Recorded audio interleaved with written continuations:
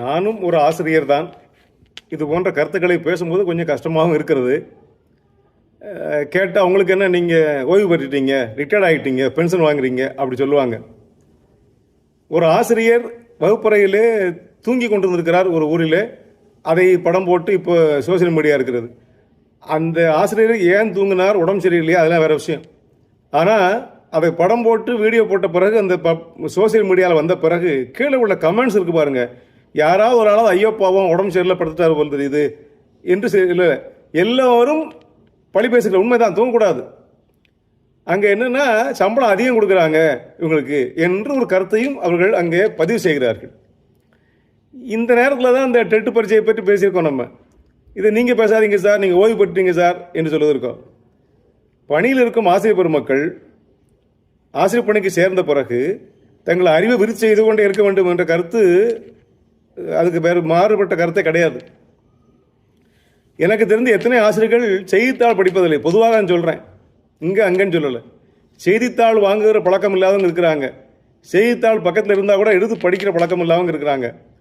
தன்னுடைய துறை சார்ந்த அறிவை மேலும் பெருக்கிக் கொள்ள வேண்டும் என்ற எண்ணம் இல்லாமல் இருக்கிறாங்க. சொன்னால் முட்டாளாக பிறக்கிறது தப்பு கிடையாது, முட்டாளாகவே சாகிறது தப்பு. எதையாவது படித்து கொண்டே இருக்கணும் இல்லையா? எனக்கு தெரிஞ்சு எத்தனையோ ஆசிரியர்கள் தாங்க வாங்குகிற சம்பளத்தில் கால்வாசிய புத்தகங்கள் வாங்கி படிக்கிறாங்க, லைப்ரரிக்கு போகிறாங்க, ரெஃபர் பண்ணுறாங்க, கூகுள் பண்ணுறாங்க. லைப்ரரிக்கு போய் என் பாடம் சார்ந்த கருத்துக்களை படித்து நான் அறிவை விருத்தி செய்து கொண்டேன் என்று தைரியமாக சொல்லக்கூடிய இருக்காங்க, நிறைய பேர் இருக்கிறாங்க. ஆனால் பலர் இல்லை என்பது கருத்து. ஆகையினாலே தன்னை தகுதிப்படுத்திக் கொள்ளுவோம் தானே ஆசிரியராக இருக்க முடியும். இப்போ வரக்கூடிய மாணவர்கள் சவாலாக வர்றாங்க, அவனை சமாளிக்கணும், அவன் கேட்குற கேள்விக்கு பதில் சொல்லணும். தெரியாது போடான்னு சொல்லி முதியமாக சொல்ல முடியாது. நாளைக்கு பார்த்து சொல்லுகிறேன் அல்லது சிந்தித்து சொல்லுகிறேன் என்று சொன்னாக்க ரெண்டாந்தர ஆசிரியர் ஆகிடுவான். உடனடியாக பதில் சொன்னால் இவர் தான் கெட்டிக்காரன்னு நினைப்பான். அதனால் இந்த தகுதி தேர்வு பாதிப்பு இருக்குது. 25 வருஷம் வேலை பார்த்தா கிடையாது, ஆனால் 24 ஆண்டுகள் பணியாற்றவனுக்கு சிக்கலை மாட்டிக்கிட்டானே என்று வருத்தப்படுறவங்களாம் இருக்காங்க. ஆனால் அதுக்கு ஒரு மாற்று வரும். தன்னை தகுதிப்படுத்திக் கொள்ள வேண்டும்.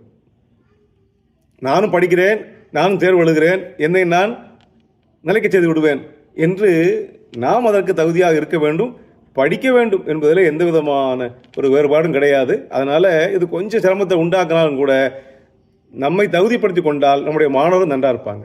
வருங்கால மற்ற பணி மாதிரி இல்லை ஆசிரியர் பணி, சமுதாயத்தை தீர்மானிக்கிற பணி. நாம் அறிவாளியாக இருந்தால் தானே அவங்க அறிவாளியாக இருப்பாங்க. Alexander was great because his teacher Aristotle was great. Aristotle was great because his teacher Plato was great. Plato was great because his teacher Socrates was very very great என்று சொல்லுவாங்க இல்லையா?